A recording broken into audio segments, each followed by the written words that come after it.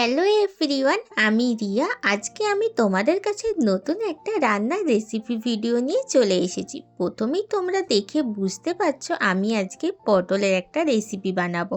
আজকে আমি পটলের যে রেসিপিটা বানাবো তোমরা আগে কখনো খাওনি, আর একবার যদি খাও তাহলে বারবার খেতে ইচ্ছা করবে।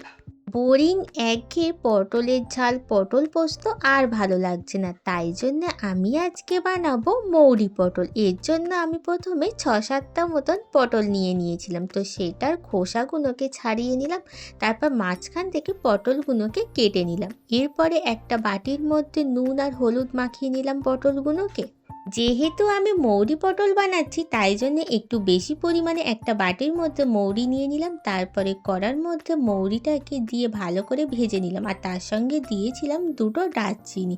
তো একটা বাটির মধ্যে মৌরি ভাজা হয়ে গেলে সেটাকে তুলে রেখে দিলাম। তারপরে কড়ার মধ্যে তেল দিয়ে পটলগুলোকে ভেজে নিলাম, আর যতক্ষণ পটলটা ভাজা হচ্ছিল ততক্ষণ মৌরিটাকে আমি মিক্সার গ্রাইন্ডারে দিয়ে একটুখানি গুঁড়ো করে নিলাম। পটলটা ভাজা মানে আমরা যেরকম বেশি পরিমাণে পটলটাকে ভেজে ভাত দিয়ে খাই সেই রকম করে পটলটা ভাজলে হবে না। একদম আমি মিডিয়াম লোতে পটলটাকে ভেজে নিলাম, একদম হালকা করে। তারপরে আমি কড়ার মধ্যে যে তেল ছিল তার মধ্যে কেটে রাখা আলুগুলোকে দিয়ে দিলাম।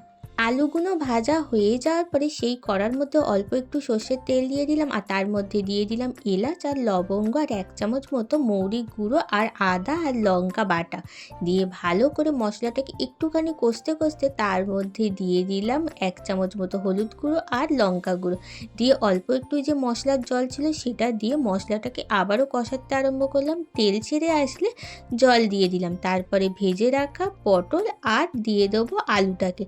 আর হ্যাঁ, প্রথমেই আমি নুনটা দিতে ভুলে গিয়েছিলাম হলুদ আর লঙ্কা গুঁড়োর সঙ্গে, তাই জন্য আমি পরে নুনটাকে অ্যাড করলাম। জল দেবার পরে 10 মিনিট মতন তরকারিটাকে চাপা দিয়ে রেখে দিয়েছিলাম ফোটার জন্য। যতক্ষণ তরকারিটা ফুটছিল পাশের আরেকটা গ্যাসে একটা চামচের মধ্যে 1 চামচ মতো নিয়ে নিলাম ঘি, আর 1 চামচ দিয়ে দিলাম মৌরি গুঁড়ো। সেটাকে গরম তাপে একটুখানি ভেজে নিলাম। এরপরে 10 মিনিট পর যখন তরকারিটা ফুটে গেল তার মধ্যে অ্যাড করে দিলাম দুধ আর 1 চামচ মতো চিনি। দেওয়ার পরে আবারও 5 মিনিট মতন চাপা দিয়ে রেখে দিয়েছিলাম, আর তারপরে দিয়ে দিলাম যে গরম তাপের মধ্যে ঘি আর মৌরি গুঁড়োটাকে একটুখানি ভেজে নিয়েছিলাম, তো সেটাকে অ্যাড করে দিলাম।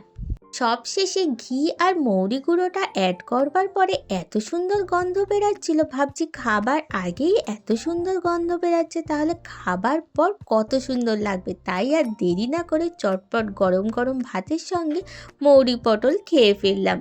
এত সুন্দর লেগেছিল রান্নাটা, বাড়িতে না বানালে কেউ জানতে পারবে না। তাই নিরামিষ দিনে অন্যরকম পটলের চেয়ে এই রকমের পটলের রেসিপিটা ট্রাই করে দেখো, আর আমাকে জানাতে একদমই ভুলবে না। টাটা।